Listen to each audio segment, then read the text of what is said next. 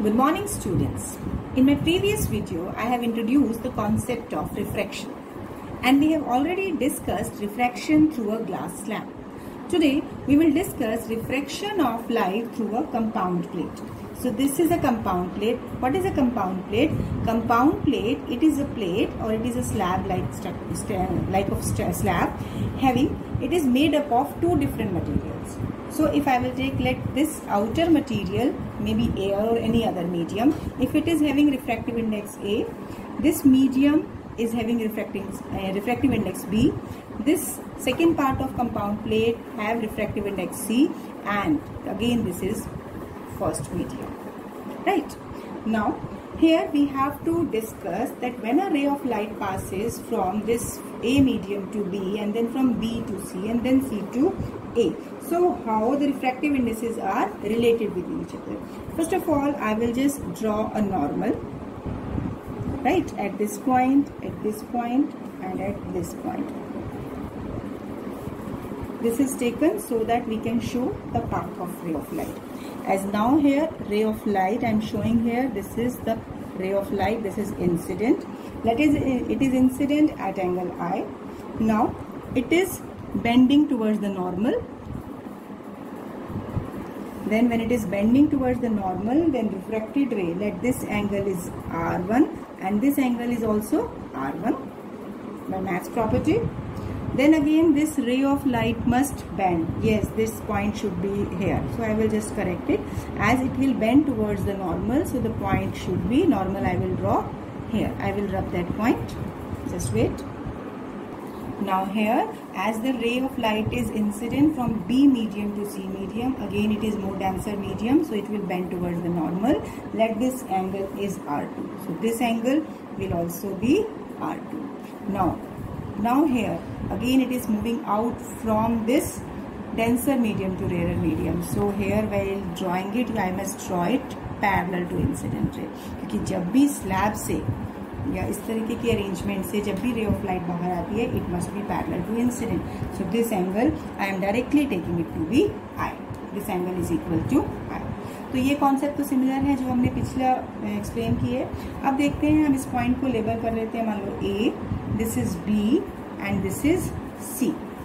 सो अब इसके कोरस्पॉन्डिंग हम यहाँ पर रेशो लेंगे रिफ्रैक्टिव इंडेक्सेस का और एंगल्स का by Snell's law at point A. C at this point. At point A तो हमें रिफ्रैक्टिव इंडेक्सेस किसका निकालना है? बी का विद रिस्पेक्ट टू ए. ये क्या होगा? बी का निकालेंगे तो ऑपोजिट एंगल किसका लोगे? आई का लेंगे, इंसिडेंट एंगल लेंगे. तो कैसे लिखेंगे? Refractive index of B with respect to A, this is equal to sine i upon sine R1. Let it be equation 1. अब आइए बी पॉइंट पे. फॉर दिस पॉइंट बी, अब यहाँ रे जा रही है बी मीडियम से सी मीडियम में, तो रिफ्रैक्टिव इंडेक्स हम किसका निकालेंगे? सी मीडियम का विद रिस्पेक्ट टू बी. तो जब सी मीडियम का निकालेंगे तो एंगल कौन सा लेंगे? R1. न्यूमरेटर में साइन R1. तो देखिए refractive index of C with respect to B, this is equal to sine R1 upon sine R2. That is the equation 2. Then coming to this point C, at point C when I will take refractive index of, अब हम बाहर आ रहे हैं, यहाँ हम किस medium की बात कर रहे हैं? एयर मीडियम की. तो हम निकालेंगे यहाँ refractive index of air with respect to A. Not I am not mentioning air, I am taking it as a A with respect to C. तो ये हो जाएगा sin R2 divide by sin I. क्यों? यहाँ देखिए a medium का निकाल रहे हैं तो ऑपोजिट एंगल लेंगे दूसरे मीडियम का, ये हो जाएगा sign R2 upon sine I. अब हमें क्या करना है? Now what we will do, now here let me multiply these three equations. So 1 into 2 into 3. तो अगर हम इन्हें मल्टीप्लाई करते हैं तो अभी लेफ्ट साइड एज सच रखते हैं, as such we have noted, and on the right hand side, so when you will multiply, first of all I will just write all the values. We will see that numerator and denominator factors will cancel out. Now you can see sin I cancel, sin R1, sin R2. तो क्या बचा? 1 आ गया यहाँ से. तो इसका मतलब हम यहाँ से क्या कह सकते हैं? अब मैं अगर इसको ऐसे लिख दूँ, refractive index of B with respect to A and refractive index of C with respect to this is B, sorry it's not A, it's B, it is equal to 1 by refractive index of A with respect to C. देखिए ये result वही है, अगर आप ध्यान करें पिछले video में हमने डिस्कस किया था सिंगल ग्लास स्लैब का, तो वहां पे आपका रिफ्रैक्टिव इंडेक्स वन टर्म इसका रेसिप्रोकल था। लेकिन अगर आपके पास कंपाउंड प्लेट है तो जितने ज्यादा आपके पास कंपाउंड एलिमेंट, कंपाउंड मीडियम अलग अलग होंगे, उनका product reciprocal of next one के इक्वल होगा। तो this is not a result that you have to learn, just you have to apply Snell's law at each interface and then you can come to this kind of conclusion. Now, if we take one numerical, let refractive index of glass with respect to air is given to be 3/2. Refractive index of water with respect to air is given to be 4/3. So, what is the refractive index of glass with respect to water? यानी 3 medium दिए हैं आपके पास, air, glass, water. अब इन तीनों medium का relation है जिसमें आपको निकालना है refractive index of glass with respect to water. तो देखिए इसको अगर हम लिखें इस फैक्टर को, तो refractive index of glass with respect to water हम क्या लिख सकते हैं, refractive index of glass with respect to water. अब हमें ये जो वैल्यू निकालनी है इसको हम इन दोनों की वैल्यू की फॉर्म में यूज करेंगे. तो सबसे पहले देखिए refractive index of glass with respect to air को मैं लिख सकती हूँ mu g upon mu a, that is 3/2. और इस रिजल्ट को मैं लिख सकती हूँ refractive index of water with respect to air, that is it is 4/3. अब अगर हम यहाँ पर देखें refractive index of glass with respect to water, जिसको मैंने लिखा है refractive index of glass with respect to water, तो अगर मैं इस फॉर्म में इसको एक्सप्रेस करना चाहती हूँ तो दोनों में एक चीज कॉमन है म्यू ए. क्या मैं इसी स्टेप में इस पूरी इक्वेशन को म्यू ए से मल्टीप्लाई और डिवाइड कर दूँ? अगर हमने 1 से मल्टीप्लाई किया कोई चेंज नहीं, 1 को हमने म्यू ए लिख लिया, रेशियो ऑफ दिस तो 1 ही आएगा. अब इस म्यू ए को हम यहाँ पर इसके साथ कंबाइन करते हैं, कैसे? Refractive index of glass divide by refractive index of air, इसको इसके साथ कंबाइन किया. अब इसको लिख सकते हैं refractive index of air with respect to, sorry not air, you can say refractive index of air divide by refractive index of water.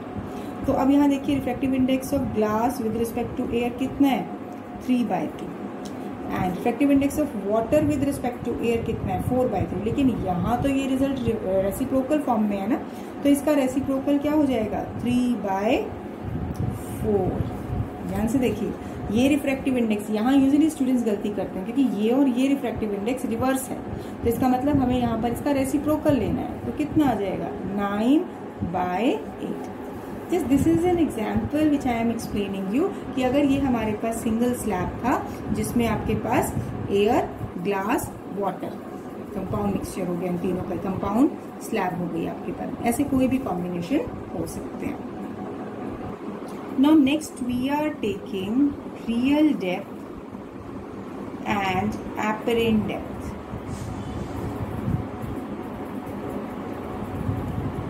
We have to find relationship between these two. So for it let we are taking, suppose इसके लिए हम पहले एक basic concept देखते हैं कि मान लो bucket है, right, it is full of water. अब इसके बेस पर एक कॉइन है, तो क्या होगा, अगर आप इसे बिल्कुल स्ट्रेट यहाँ से देखोगे तो ये अपने लेवल पर नजर आएगा जो बॉटम पे है. लेकिन बिल्कुल स्लाइट अगर आप आई लेवल को थोड़ा सा टिल्ट कर दोगे तो ये लेवल हो सकता है कहीं यहाँ पर रेज नजर आए. घर में आप इसको प्रैक्टिकल करके देख सकते हो कि बकेट में आप इस तरीके से कोई कॉइन ले लो या जो मग है, मग को अगर आप बकेट में इमर्ज करते हो तो उसका लेवल रेज नजर आता है. तो ये पर्टिकुलर कॉन्सेप्ट क्यों है, क्योंकि हमें यहाँ पर बेसिक कॉन्सेप्ट रिफ्रैक्शन का ही यूज करना है रेयर एंड डेंसर मीडियम के टर्म्स में. तो रियल डेप्थ होता है, real depth means actual depth, यानी सरफेस से जो ये डिस्टेंस है ये होता है रियल डेप्थ. और एपरेंट डेप्थ होता है, एपरेंट जो हमें नजर आ रही है, जो चेंज हो गई है, this is the apparent change in position, यानी एक्चुअल चेंज नहीं हुई है लेकिन हमें लग रहा है. So position changed when there is refraction, when we are observing it obliquely at certain angle. So this is your apparent depth. It means a water tank appear less deep than it actually is. This is due to the phenomena of refraction of light. तो अब इस point को हमने यहाँ पर समझ लिया. Now we have to discuss its mathematical expression. Now how can you obtain relationship between real depth and apparent depth? Now to explain the relationship between real and apparent depth, we are taking that here O is a point just below the free surface of water. I am taking here water surface and this is air, right? As I am taking a bucket of water, a tank of water, so here all over here this is the water layer is there. For it I have taken a point O just below the free surface of water. Now a ray of light is incident normally. See here, when a ray of light is incident normally along here, so it will incident the surface at OA dash. Now another ray of light from O, it is incident along OB. Basically हम यहाँ क्या बात कर रहे हैं कि अगर मान लो मैंने कॉइन की बात की या बॉटम ऑफ टैंक की बात कर रहे हैं, हम कह रहे हैं कि इसका लेवल रेज्ड हो जाता है, यानी कम डीप नजर आता है, लेस डीप नजर आता है. तो अगर हम ये कहते हैं कि मान लो हम बॉटम देख रहे हैं, बॉटम पे कोई कॉइन है या कोई ऑब्जेक्ट है या बेस ऑफ टैंक है, तो उस पॉइंट पे यानी ये सोर्स है और हम यहाँ से ऑब्जर्व कर रहे हैं. अगर हम नॉर्मली देख रहे हैं तो रे ऑफ लाइट कहाँ से आ रही है? ऑब्जेक्ट से बाहर, मीडियम में जहां हम ऑब्जर्व कर रहे हैं. तो अब अगर हम कहते हैं कि another ray of light from O is incident along OB, मान लो ऑब्जर्वर कहीं यहां से देख रहे हैं, ठीक है, बहुत स्लाइट एंगल का वेरिएशन दिखा रहे हैं, क्योंकि अब हमें यहाँ पर उस पॉइंट को क्लियर कर रहे हैं तो थोड़ा सा डिफरेंस ड्रॉ करने में दिखा रहे हैं. But when you are just observing through very slight angle, then this deviation appears. See how as a ray of light from O is incident along OB, that it is incident along this OB. This is point O and this is incident along OB. अब क्या होगा, यहाँ ये इस point पर normal जब हमने draw किया, अब ये रे ऑफ लाइट यहाँ इस तरीके से इंसिडेंट हुई तो नॉर्मल के साथ ये वाला एंगल क्या हुआ? Normal angle. तो अब क्या हो रहा है, रे ऑफ लाइट कहाँ से कहाँ जा रही है? डेंसर मीडियम, वाटर से एयर मीडियम में, यानी रेयर मीडियम में जाएगी. तो पाथ क्या होना चाहिए? बेंड टुवर्ड्स द नॉर्मल या bend away from the normal? See, as it is moving from denser to rarer medium, the ray of light will not go straight. यहाँ नहीं जाएगी, कहाँ जाएगी? थोड़ा सा बेंड हो जाएगी, away from the normal. I have drawn it that it is bending away from the normal. अब अगर हम इसी लाइन को पीछे प्रोड्यूस कर देते हैं तो ये बेसिकली इस पॉइंट पर मीट कर रही है. यानी अब अगर हम ये कहें कि ये रेस कहाँ मिल रही है, आगे तो कहीं मिलेगी नहीं क्योंकि इनका सेपरेशन डिस्टेंस बढ़ रहा है. तो अगर हम इसे पीछे प्रोड्यूस करते हैं, it is produced in the backward direction. So this रे, हमने 2 रेज ली हैं, एक नॉर्मल और एक ये डेविएटेड. तो ये रे जिस पॉइंट पर मिलती है तो वहां क्या बनती है? इमेज. तो this will be the apparent position, जो हमें रेज लेवल नजर आएगा. यानी अगर टैंक का बेस ये है तो यहाँ पर ये लेवल अब हमें जब हम ऑब्लिकली ऑब्जर्व करेंगे, ऑब्लिकली माने किसी एंगल पर ऑब्जर्व करेंगे तो इसका लेवल हमें यहाँ नजर आएगा. तो ये जो AI डिस्टेंस होगा इसको मैं Y डिनोट कर देती हूँ, वेयर Y क्या हो जाएगा? Apparent depth. और इस सरफेस से बेस तक बिल्कुल जो लोअर लेवल है यहाँ पर ये डिस्टेंस x ले रहे हैं, ये क्या है? एक्चुअल डेप्थ, रियल डेप्थ से हम कह सकते हैं, एक्चुअल और रियल डेप्थ. सो अब अगर हम ये एंगल दिखा रहे हैं, ये हमारी रिफ्रैक्टेड रे है. रिफ्रैक्टेड रे को मैं सॉलिड लाइन से दिखाऊंगी और बैकवर्ड जो प्रोड्यूस किया है उसे डॉटेड लाइन से. तो ये एंगल कितना होगा? This is angle of refraction. तो अब देखिए, अगर ये एंगल ऑफ रिफ्रैक्शन है, R है, तो क्योंकि ये दोनों रेज पैरेलल है और एक तरह से ये ट्रांसवर्स है, तो कोरेस्पॉन्डिंग एंगल से ये एंगल क्या हो गया? Angle R. और ये दोनों पैरेलल हैं, ये ट्रांसवर्स है, तो ऑल्टरनेट एंगल से अगर ये I एंगल है तो ये वाला एंगल कितना हो जाएगा? I. This is all with mathematically we are taking. So here I, this is the virtual image of the object. अब यहाँ पर बेसिकली हमें क्या देखना है? हमें इन दोनों पॉइंट्स को रिलेट करना है. तो इसके लिए अब हम यहाँ पर देखते हैं कि हमारे पास 2 ट्राइंगल्स हैं. कौन कौन सी? AIB and AOB. Actually this B point lie very close to it, very close, लेकिन स्लाइटली सेपरेटेड है. मैं पहले भी आपको बताया है कि हम इसको थोड़ा डिफरेंट इसलिए दिखा रहे हैं ताकि हम डायग्राम को एक्सप्लेन कर सकें. अगर ये पॉइंट बिल्कुल मैंने यहाँ क्लोज लिया होता तो इसका ये ब्रॉड व्यू हमें नजर नहीं आता. तो इसीलिए हम कहते हैं कि B point lie very close to A, जिसको हम कंडीशन फॉर्म में लास्ट में यूज करेंगे। पहले हम क्या करेंगे, इन दोनों ट्राइंगल से अब हम क्या निकालेंगे, साइन आई और साइन आर की वैल्यू निकालेंगे। क्यों? क्योंकि इस कॉन्सेप्ट को करने के लिए हमें एक पॉइंट ध्यान रखना है कि हमें इस स्टेप को इसके लिए हमें स्नेल्स लॉ यूज करना है, जिसमें sine of angle of incident भी यूज है और sine of angle of refraction भी। तो सबसे पहले इन ट्राइंगल ए ओ बी, अब क्या निकाल रहे हैं, साइन आई, यानी साइन आई ये वाला बेस साइड हो गया, ये परपेंडिकुलर और ये हाइपोटेन्यूज। तो साइन आई क्या होगा, a B upon O b, यानी परपेंडिकुलर अपॉन हाइपोटेन्यूज। अब ऐसे ही मैं ट्राइंगल लूं, in triangle a i b sine r will be equal to this is A B upon I b. तो हमने कुछ नया नहीं किया, दो राइट एंगल ट्राइंगल से हमने sine of angle of i and sine of r की वैल्यू ऑब्टेन की। Now as light is travelling from denser medium to rarer medium, तो उस केस में अब हम स्नेल्स लॉ लगाएंगे, रिफ्रैक्टिव इंडेक्स का फॉर्मूला लगाएंगे। तो यहाँ हम लगाएंगे कि refractive index of water denser medium का निकालना है रेयरर मीडियम के लिए। तो हम अगर डायग्राम में आप चेक कीजिए, डायग्राम में sine of angle of refraction है, वेयर एज यहाँ पर sine of angle of incidence. क्यों? क्योंकि हम क्या ले रहे हैं, refractive index of water with respect to air medium, यानी डेंसर मीडियम का विद रिस्पेक्ट टू एयर। तो आप फिगर में देखिए कि यहाँ पर अगर हम डेंसर मीडियम की बात कर रहे हैं तो इसका ऑपोजिट एंगल कौन सा है, आर है। तो इसीलिए न्यूमरेटर में आपके पास sine r upon sine i use होगा। Now what will be the next step, we will substitute the value of sine r and sine i. तो साइन आर की वैल्यू हमारे पास कितनी थी, this was A B upon I B and sine i is A B upon O B. अब हम दोनों को अगर डिवाइड करेंगे तो ये फैक्टर कैंसिल हो जाएगा और रिफ्रैक्टिव इंडेक्स आपके पास कितना आएगा वाटर का with respect to air, this is O B upon I B. अब यहाँ पर हम कहेंगे as angles are very small, angle is very small. क्यों? क्योंकि वो जो पॉइंट ऑफ ऑब्जर्वेशन है it is lying very close to A, so we can replace this O B as O A and I B as I ए।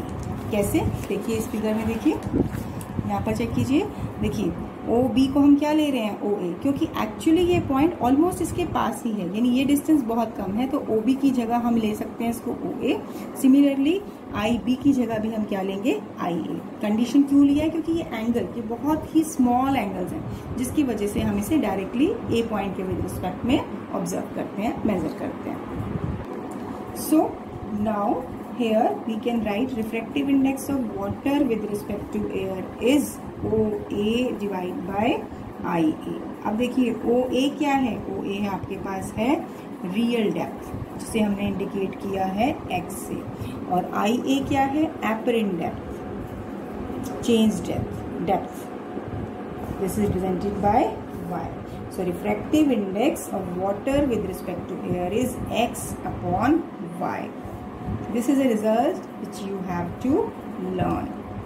अब यहाँ से अगर हमें y निकालना हो, यानी एपरेंट डेप्थ निकालना हो, तो कैसे निकालेंगे, y will be equal to x upon refractive index of that medium, यानी मीडियम हम ले रहे हैं water with respect to air. अगर मैं डायरेक्टली इसको ऐसे भी लिख दूंगी, one and the same thing. क्यों? क्योंकि एक्चुअली फर्स्ट मीडियम तो आपका एयर मीडियम है, you can write it as refractive index of water. This can be taken as absolute refractive index. See, when we are taking absolute refractive index, so first medium is air, but when we are taking relative refractive index, it means refractive index of second medium with respect to first medium।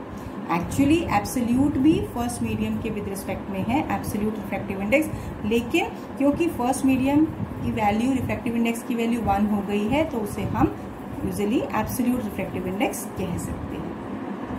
तो अगर मैं एक example लूँ कि मान लो refractive index of water with respect to air, actually होता क्या है 4/3, तो अगर मुझे यहाँ पे एपरेंट डेप्थ निकालनी है तो क्या हो जाएगी, y equal to x upon 4/3, जिसको मैं लिख सकती हूँ 3/4x. So here you can, in this way you can calculate apparent depth, यानी raised position of a bottom of a tank or a coin, position of coin or anything within the water or a swimming pool or in a sea, anywhere when you can see an object inside the denser medium that its level appear to be raised. So यहाँ सबसे पहले तो आपको इस real और apparent depth का proof करना भी आना चाहिए, क्योंकि कई बार एग्जाम में इसका प्रूफ भी आ जाता है. अब इसके ऊपर हम different concepts and numerical study करेंगे. So here from this we can also calculate shift. You can see that actual position of the object is at O or A. We have taken here A point and now when it is shifted to point I. तो अब अगर इसमें हम represent करते हैं तो actually यहाँ पर कितना शिफ्ट हुआ है, कितने डिस्टेंस से शिफ्ट हुआ है, इस डिस्टेंस से शिफ्ट हुआ है. ये डिस्टेंस कितना होगा, this is represented by AI, जो बेसिकली लिख सकते हैं this is OA minus OI. देखिए इस फिगर में मैंने नोटेशंस चेंज कर दी है, सिर्फ मैंने लिख दिया है, सो डोंट गेट कंफ्यूज. अगर आपका O पॉइंट इधर है और A पॉइंट इधर है तब उसके अकॉर्डिंग लिखेंगे. बेसिक चीज हमें क्या देखना है कि एक्चुअल डेप्थ कितने डिस्टेंस से शिफ्ट हुई है, तो ये शिफ्ट डिस्टेंस हो गया A to I. This will be OA minus OI. अब यहाँ पर नेक्स्ट स्टेप में हम क्या कर सकते हैं, इस पूरे रिजल्ट को हम डिवाइड करेंगे किससे, इसको हम डिवाइड कर देते हैं OA एंड मल्टीप्लाई भी कर देते हैं OA. इसको हम किस लिए कर रहे हैं, ताकि हम एक कंक्लूजन पे आ पाए इस केस में. अब OA डिवाइड बाय OA ये हो जाएगा 1 minus OI divide by OA into OA. अब ये शिफ्ट डिस्टेंस हमें निकालना है. OA क्या है, एक्चुअल डेप्थ, रियल डेप्थ, इसको मैं x लिख देती हूँ. अब यहाँ पर OA क्या है, एक्चुअल डेप्थ, और OI क्या है, एपरेंट डेप्थ. तो क्या मैं इसको ऐसे लिख सकती हूँ, OA upon OI. It will not make any difference. हमने क्या किया, इसको सिर्फ हम इसके डिनोमिनेटर में ले गए. पर्पसफुली वी हैव डन, क्योंकि OA upon OI real depth upon apparent depth, ये क्या होता है, रिफ्रैक्टिव इंडेक्स. अभी हमने एक्सप्लेन किया है. So it is 1 minus 1 by mu, refractive index of this medium. So basically this shift in position of the object, कितने distance से इसकी पोजीशन रेज नजर आई है, ये लेवल हमें रेज नजर आ रहा है. अगर वो हमें शिफ्ट निकालना हो, that shift can be found directly by this result. तो अगर आप इस रिजल्ट को डायरेक्टली लर्न करना चाहें तो कर सकते हैं, नहीं तो आप क्या करोगे, पहले x निकालेंगे या y गिवन होगा, उन दोनों का डिफरेंस निकालोगे और उसके बाद आप इस पोजीशन पे निकलोगे. बेसिकली तो शिफ्ट इन दोनों का डिफरेंस ही है. हमने इसको इस फॉर्म में दिया हुआ है कि अगर हमें एक्चुअल डेप्थ गिवन है, मीडियम का रिफ्रैक्टिव इंडेक्स गिवन है और बाय चांस एपरेंट डेप्थ आप नहीं निकालना चाहते तो आप डायरेक्टली निकाल सकते हैं इस फॉर्मूले से. नहीं तो आप क्या करते हैं, पहले एपरेंट डेप्थ निकालेंगे फिर उसके बाद दोनों का डिफरेंस लेंगे. तो दोनों ही मेथड यूज कर सकते हैं. ये शॉर्टकट मेथड है जिसमें आप कॉन्स्टेंट कैलकुलेशन कम यूज करेंगे इस केस में. अब देखिए, now we are taking one case that a printed page is kept pressed by a glass slab. मान लो मैंने ये ग्लास स्लैब लिया, राइट. अब इसका रिफ्रैक्टिव इंडेक्स है 1.5 और इसके नीचे हमने कोई प्रिंटेड पेज रख दिया, ठीक है. अब इस ग्लास स्लैब की एज कितनी दी हुई है, 6 सेंटीमीटर. अब हमें बताना है what will be the shift in position of printed letters. यानी ये मान के चलो कि जैसे कि आप ये देख रहे हो कि ये एक प्रिंटेड पेज है, इसके ऊपर हमने कोई ग्लास स्लैब, मान लो ग्लास स्लैब रख दिया. अब इस ग्लास स्लैब की एज गिवन है, ये एज गिवन है 6 सेंटीमीटर. सॉरी, एज ये नहीं गिवन है, उसकी थिकनेस एक्चुअली गिवन है. एक्चुअल उसकी थिकनेस कितनी है वो गिवन होगा हमें. एज ये चीज गिवन होनी चाहिए इस केस में. तो यानी रे ऑफ लाइट यहाँ से जब पास होके आ रही है, इस प्रिंटेड पेपर पे फॉल करेगी, तो शिफ्ट कितना होगा. तो shift in position of printed letter निकालना है. तो एक तो ये एक्स तो हो जाएगी रियल डेप्थ जो हमारी एक्चुअल है, जो हम ले रहे हैं, 1 माइनस 1 बाय 1.5. तो अभी शिफ्ट इन पोजीशन निकालेंगे, सॉल्व करेंगे तो ये आ जाएगा 2 सेंटीमीटर. ठीक है। तो यहाँ देख सकते हो आपने डायरेक्टली उसको यूज किया कि भाई अगर प्रिंटेड पेपर के ऊपर मान लो इसी के ऊपर मैंने ग्लास स्लैब रखा जिसकी थिकनेस एक्चुअली दिखाई हुई है 3 सेंटीमीटर, तो बेसिकली कितने डिस्टेंस से आपको वो लेवल प्रिंटेड पेज कितना लेवल रेज नजर आएगा, तो उसके लिए कितना शिफ्ट है ओरिजिनल पोजीशन से, यानी अगर ओरिजिनल पोजीशन ये है तो ये लेवल कितना रेज नजर आ रहा है वो डिस्टेंस हम यहाँ से शिफ्ट से निकाल सकते हैं। अब इसी कॉन्सेप्ट को समझने के लिए हम एक दो न्यूमेरिकल्स और डिस्कस करेंगे। One statement is there, a tank is filled with water. There is a tank, it is filled with water to a height of 12.5 centimeter. Right? So this is given to the actual depth. The apparent depth of a needle lying, यहाँ पर कोई needle है, ठीक है, कोई needle place की हुई है, तो apparent depth of a needle lying at the bottom of this tank is measured by a microscope to be 9.4 centimetre, यानी इसकी एपरेंट डेप्थ जो आपको गिवन है, एक्चुअली मेंशन नहीं किया हुआ है, ये आपको दिया हुआ है y। तो आपको बताना है what is the refractive index of this water. See हमें मालूम है रिफ्रैक्टिव इंडेक्स ऑफ वाटर क्या होता है, लेकिन अब हमें इन कैलकुलेशन इन रिजल्ट्स के बेसिस पर इसे करना है। सो डायरेक्ट फॉर्मूले लगाएंगे x upon y, it is 12.5 upon 9.4 और डिवाइड करेंगे तो आप देखेंगे इसकी वैल्यू एक्चुअल वाटर के रिफ्रैक्टिव इंडेक्स के इक्वली आ रही है। अब इसी में नेक्स्ट पॉइंट क्या बोला है, पहले हमें क्या दिया था कि इस टैंक की हाइट गिवन थी 12.5 सेंटीमीटर। अब यहाँ जो नीडल की एपरेंट डेप्थ है वो हमें दिखाई दे रही है 9.4 सेंटीमीटर, तो हमने वाटर का रिफ्रैक्टिव इंडेक्स ऑब्टेन किया। अब कहते हैं कि मान लो इस वाटर की जगह हम कोई दूसरा मीडियम, दूसरा लिक्विड यूज करते हैं जिसका रिफ्रैक्टिव इंडेक्स है 1.63 और सेम हाइट तक इसे फिल करते हैं। तो अब बताना है कि हम जो माइक्रोस्कोप जिसकी हेल्प से हम इस लेवल को जज कर रहे हैं, जिसको देख रहे हैं, by what distance should the microscope have to be moved to focus on the needle. Again simple है, ये टैंक है, टैंक में हमने वाटर की जगह दूसरा मीडियम इंट्रोड्यूस कर दिया जिसका रिफ्रैक्टिव इंडेक्स गिवन है 1.63। अब बताना है निडल वहीं की वहीं रखी है, तो मीडियम चेंज करने से अब एपरेंट पोजीशन भी चेंज हो जाएगी, तो माइक्रोस्कोप जिसकी हेल्प से हम देख रहे हैं उसको कितना शिफ्ट करना पड़ेगा। तो सबसे पहले देखें refractive index of medium given है और एक्चुअल डेप्थ आपको इस लिक्विड की गिवन है 12.5 सेंटीमीटर। तो यहाँ से y निकाल सकते हैं डायरेक्ट, y क्या हो जाएगा x upon mu dash 12.5 upon 1.63। तो ये आपके पास जितनी भी वैल्यू आ जाती है, एक तो ये हो गया। अब आपको बताना है कितने डिस्टेंस से ये शिफ्ट हुई, डिस्टेंस थ्रू विच, ये पॉइंट ध्यान से समझना है, through which microscope is shifted, यानी माइक्रोस्कोप की ओरिजिनल पोजीशन क्या थी 9.4 सेंटीमीटर, अब एपरेंट पोजीशन है इतना, तो एक्चुअली कितना डिस्टेंस से ये शिफ्ट होगा, जब इसे आप माइनस करोगे तो यहाँ से आ जाएगा 1.73 सेंटीमीटर।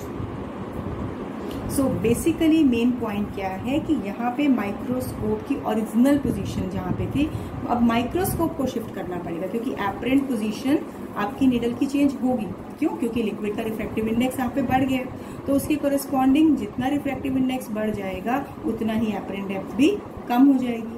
तो अब माइक्रोस्कोप की पहली रीडिंग कितनी थी 9.4, लेकिन अब मीडियम चेंज होने से ये वाली आ गई, तो माइक्रोस्कोप को आपको मूव करना पड़ेगा, शिफ्ट करना पड़ेगा। तो this difference will give you कि microscope has been shifted to a distance of 1.73 centimetre. So that's all for today. Now revise all these concepts thoroughly and understand the concepts. Thank you. Have a nice day.